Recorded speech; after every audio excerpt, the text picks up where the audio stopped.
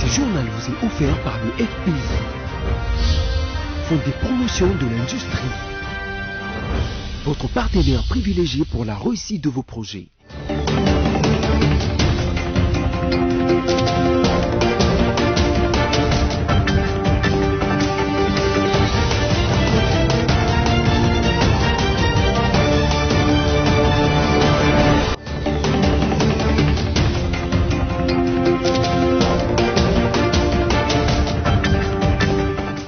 Vous faites bien de nous choisir pour vous informer, mesdames, messieurs. Voici tout de suite le sommaire. En marge de la Journée internationale de la personne vivant avec handicap célébrée le 3 décembre de chaque année, le chef de l'État congolais Félix Antoine Tshisekedi Tshilombo a appelé le Parlement congolais à protéger les personnes vivant avec handicap à travers une loi. Et puis, le ministre des Affaires foncières, Molendo Sakombi, a à titre conservatoire interdit à tous les conservateurs des titres immobiliers et chefs des divisions du cadastre du pays de délivrer des titres fonciers sur les sites non constructibles. Enfin, dans le cadre du programme École numérique d'Orange, la Fondation En Classe et la Fondation Orange RDC ont organisé ce mercredi 4 décembre 2019 une cérémonie au sein de l'école primaire d'application de Matongé au cours de laquelle elle a remis un lot de 100 tablettes à l'EPA 1 et 2 pour une bonne formation des élèves.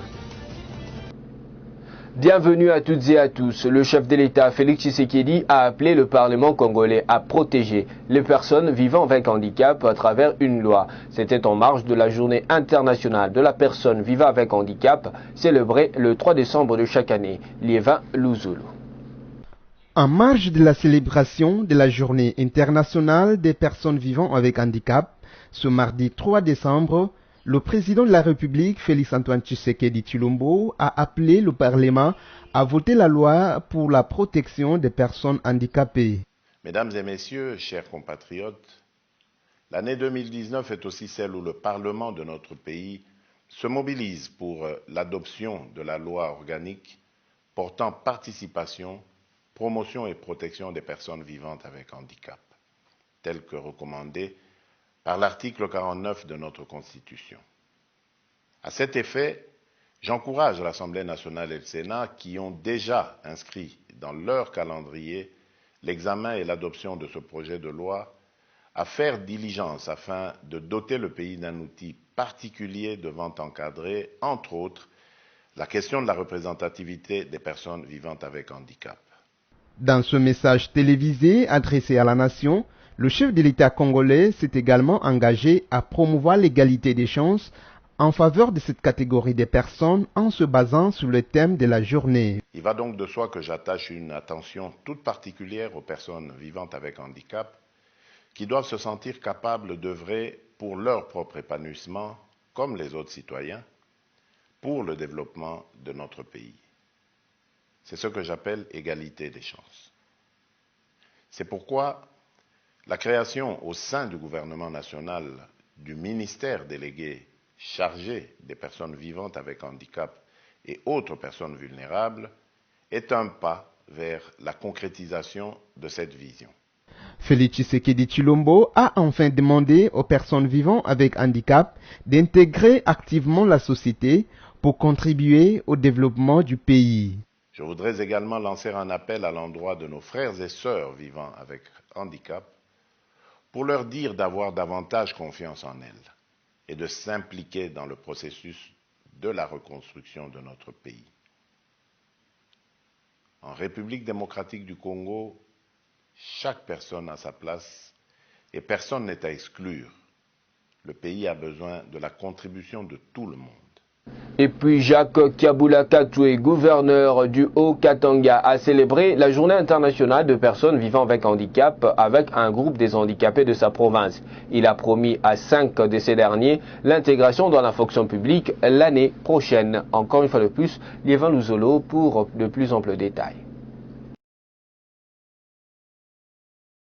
C'est sous le thème « Promouvoir la participation des personnes handicapées et leurs dirigeants, agir pour le programme de développement 2020 » que Jacques Kiabula, gouverneur de la province du Haut-Katanga, a célébré la Journée internationale des personnes vivant avec handicap. Le patron de l'exécutif provincial a passé toute sa journée avec cette catégorie de personnes. Une satisfaction pour ces personnes qui se sont vues honorées par leur gouverneur et passer cette journée à leur côté. Poèmes, danses, récitations ont été déclamés à l'honneur du gouverneur. Heureux d'avoir passé l'après-midi avec eux, a déclaré le gouverneur Jacques Yaboula. Comme récompense de la part du gouverneur, 5 d'entre les personnes handicapées visitées seront engagées dans la fonction publique. 100 machines à coudre pour les tailleurs seront mises à la disposition de ces personnes et bien d'autres projets et réformes destinés à leur faciliter la vie, a promis le gouverneur Jacques Yaboula. La République démocratique du Congo ne doit plus être la capitale mondiale du viol. Cet engagement est de la première dame de la RDC, Denise Nyakeru Tshisekedi, qui l'a prise lors de la cérémonie de sa nomination comme championne de la prévention des violences sexuelles liées au conflit le mardi 3 décembre 2019 au Pullman Hotel à Kinshasa. Images et commentaires. Denise Nyakeru Tshisekedi, dont les Nations Unies ont reconnu les efforts abattus pour prévenir la femme congolaise contre toutes sortes de violences, appelle à bannir ces fléaux, que justice soit faite pour toutes les victimes. Si aucune mesure d'encadrement n'est prise, je vous assure, ce ne sont pas des choses à continuer à vivre. Il faut nous lever et dire stop, il faut que ça cesse.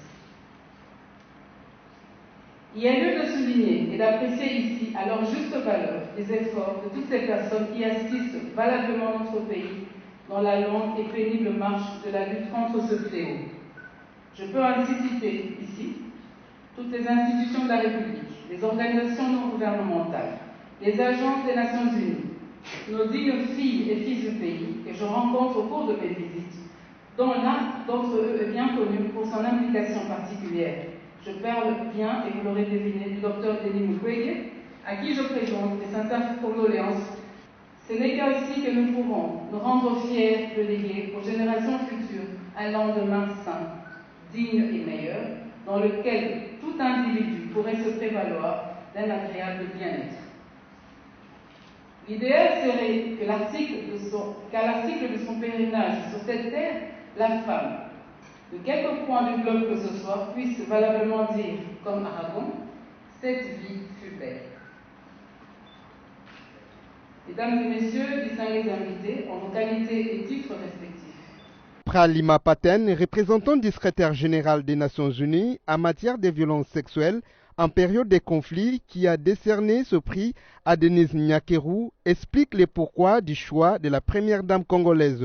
J'ai décerné le titre de championne globale à la première dame, compte tenu de son engagement sur la question de lutte contre les violences sexuelles.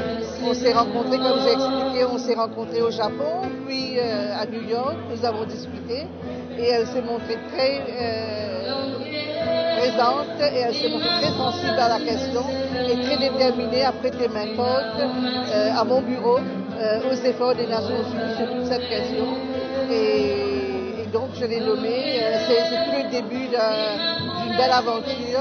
Elle est championne, elle a été décernée le titre de championne globale pour le travail qu'elle sera appelée à faire ici en RDC, mais au-delà de RDC, dans les 11 pays africains qui font partie de mon mandat, mais aussi dans les autres régions du monde. J'ai constaté le travail qu'elle est en train de faire. Je pense que son apport sera très très bénéfique, son travail de plaidoyer, mais aussi les actions qu'elle compte mener, qu'elle mène déjà à travers sa fondation Plus Forte.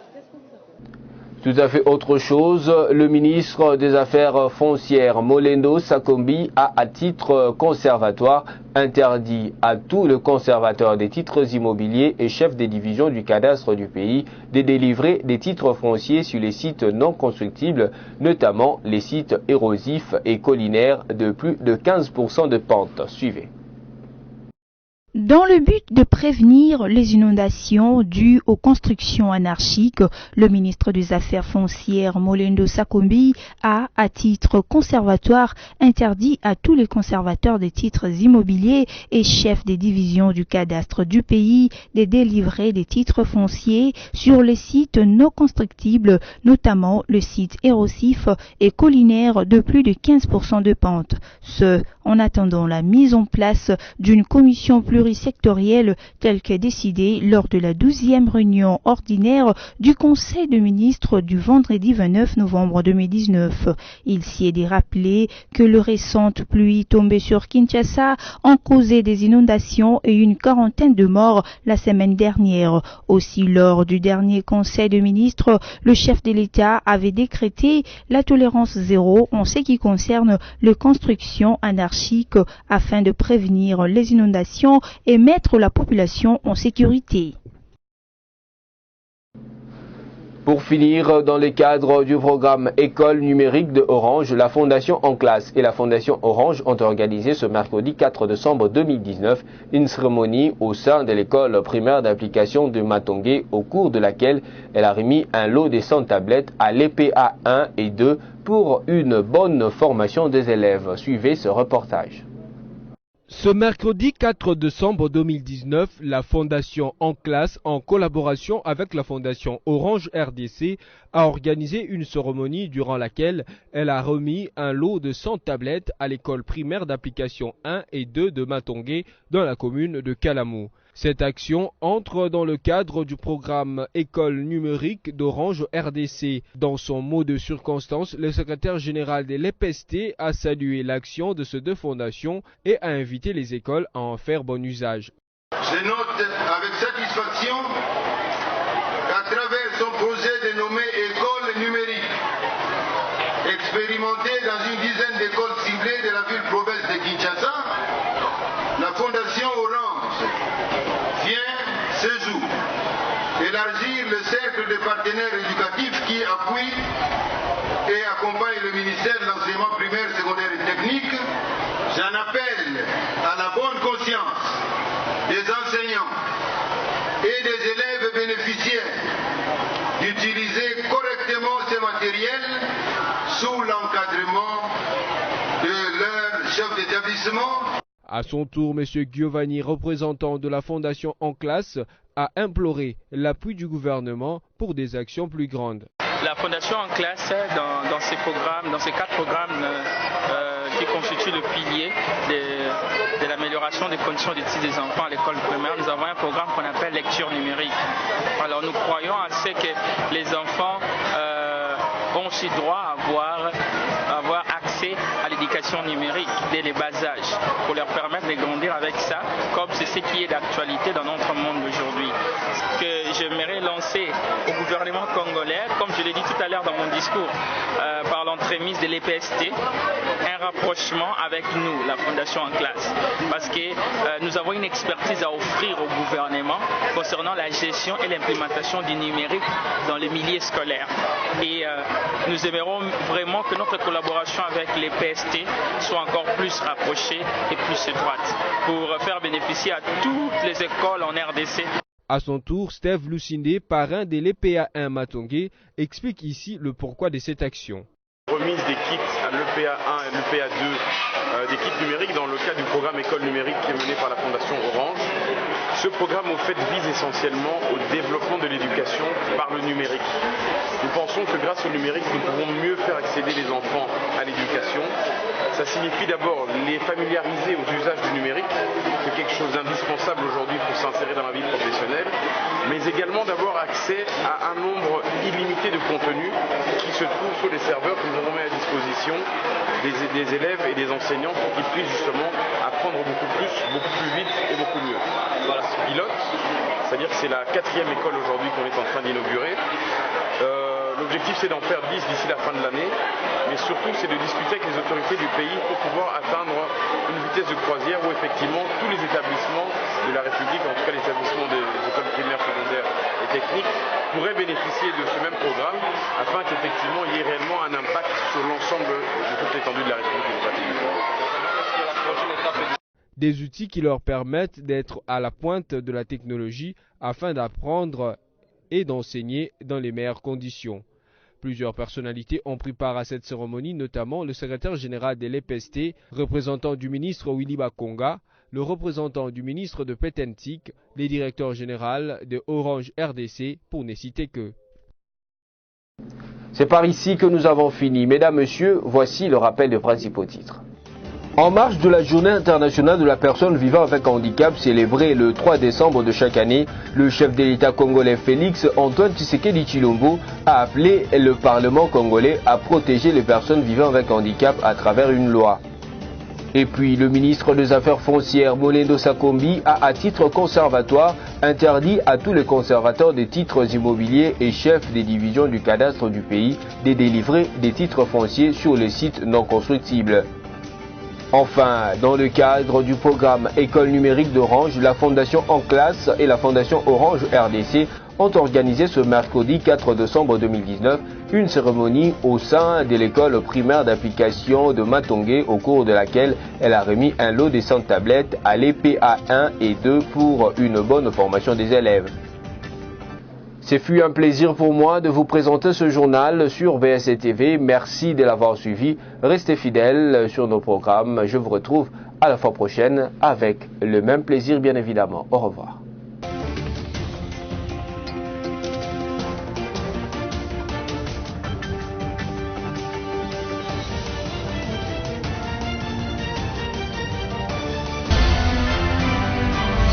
Ce journal vous a été offert par le FPI. Fonds de promotion de l'industrie. Votre partenaire privilégié pour la réussite de vos projets.